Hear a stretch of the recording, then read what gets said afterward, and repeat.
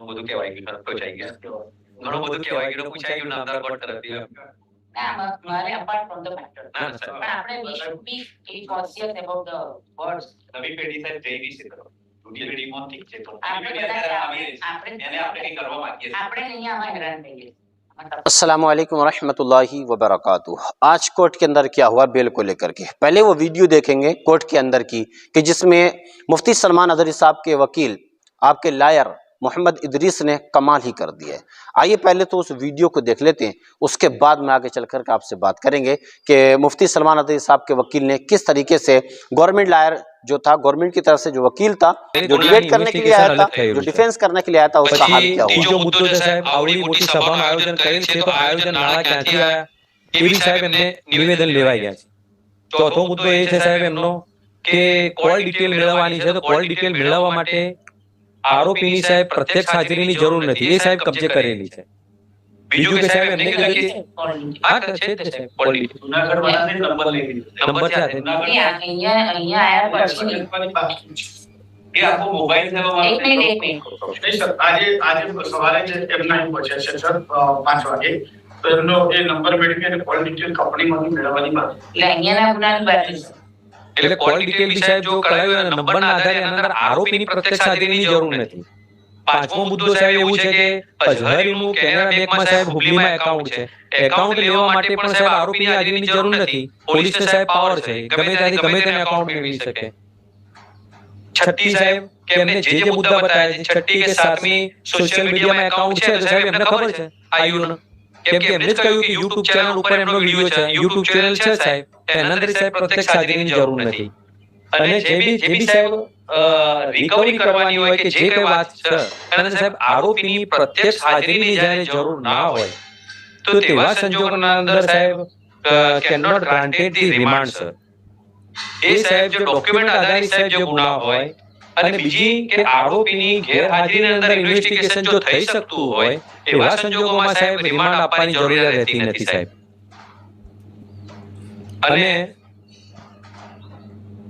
અને આરોપી સાહેબ એમના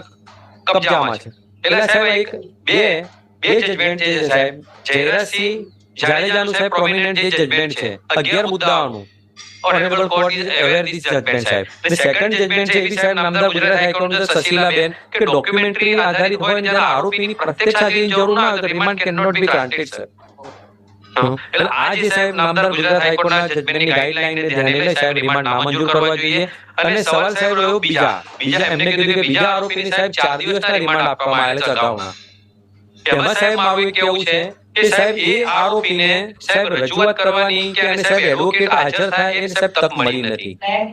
આ કેસમાં આગળના આરોપીને જે રિમાન્ડ 4 દિવસ આપે છે આ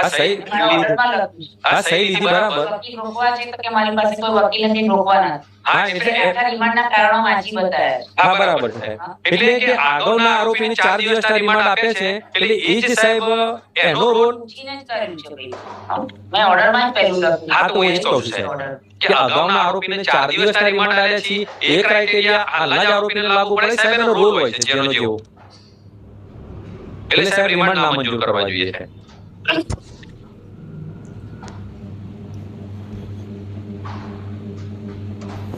ચાલો તે કહેવાનું છે રિપ્લાયમાં ઘણું બધું કહેવાય ગયું પહોંચાઈ ગયા ઘણું બધું કહેવાય ગયું પૂછાઈ ગયું નામદાર કોર્ટ તરફથી ના મારે apart from the matter ના સર પણ આપણે we should be conscious about the words નવી પેઢી સાથે જઈ વિશે કરો જૂની પેઢીમાં ઠીક છે તો આપણે એને આપણે કઈ કરવા માંગીએ આપણે અહીંયા આમાં હેરાન થઈએ આમાં તકલીફ થઈ ઇન્ટેન્શન સાહેબ કોઈ નથી એ પાછું છે ઇન્ટેન્શન તે કહેવાનું છે રિપ્લાયમાં સંજોગોમાં સાહેબ રિમાન્ડ જરૂરી છે પ્રત્યક્ષ એ તો તમે કહી દીધું આપણે કઈ દલીલ કરી અનુસંધાન ત્રીજા સાહેબ મોલાના ઉત્તર પ્રદેશથી છે એમ રિપોર્ટ સાહેબ વિશેષ માહિતી આ જળકરેલ આરોપી પાસેથી સાહેબ મેળવવા માટે પૂછપરછ ઉત્તર પ્રદેશના ને શું રેલેવન્સી છે એ સાહેબ જોડે હતા ત્યાં અહીંયાના પ્રોગ્રામમાં હા બીજી ફાઇલ જોડે હતા તો તમે તો લખ્યું જ છે ને કે 4 મૌલવી આયા તેમાંથી 3 મૌલવી વિરુદ્ધ કઈ ઓનલાઈન દેખાતું નથી તો ભાઈ હવે ઉત્તર પ્રદેશના જોડે શું તપાસ કરવાની છે તમારે એટલે સાહેબ તમામ જે કારણો દર્શાવે કારણો તો બરાબર, તમે જે શબ્દ બોલો એ મને વિદ્યાર્થી ન એટલે સર કે ઉત્તર પ્રદેશ વાળા જે બોલ્યા છે તો પછી તે બોલ્યા છે એની વાત કરો ને, ફંડની વાત છે બરાબર છે, કોલ ડિટેલની વાત બરાબર છે કે આ એકાઉન્ટમાં કોણ કોણ પૈસા આપે છે, ફંડમાં શું કેવી રીતે આવે છે, યુટ્યુબમાં કોઈ કોણ ચલાવે છે, વોટ ઇઝ ધ પર્પસ, ક્યાંથી ચલાવે છે, આ પહેલા પણ કોઈ આવા ભડકાઉ ભાષણો છે કે કેમ, એ બધું ડેટા એનાલિસિસ કરવું પડે એની જોડે રાખીને. અમારો સવાલ ટેકનિકલ માં અને પૂછપરછ કરવી જરૂરી છે. That's all. Okay.